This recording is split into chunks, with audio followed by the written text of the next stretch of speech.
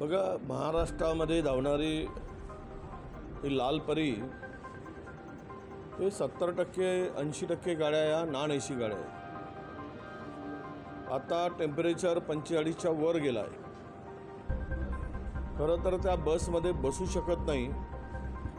प्रवासी एका डेस्टिनेशनवरून दुसऱ्या डेस्टिनेशनला जातो, तिथे उतरतो, पण कंडक्टरला आणि ड्रायव्हरला मात्र प्रचंड या उन्हाचे चटके सहन करावे लागतात.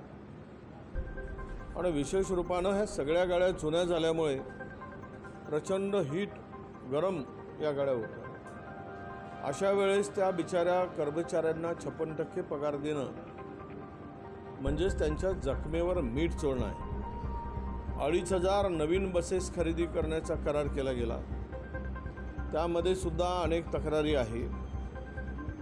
परंतु तुम्ही या कर्मचाऱ्यांच्या जीवाशी का खेळता? हा घाम गाळणारा, परिश्रम करणारा, कारण जे वाहक चालक बिचारे ज्यावेळेस गाडी हॉल्टिंगला जाते त्यावेळेस तिथे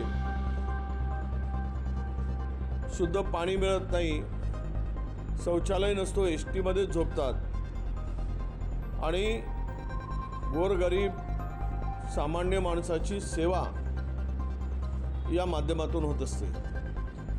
सरकारची ऐपत नव्हती तर नवीन योजना दिल्या कशाला? काय गरज होती?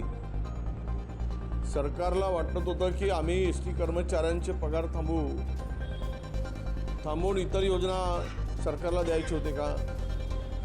म्हणून मुळात प्रश्न असा आहे की एस टी कर्मचाऱ्यांच्या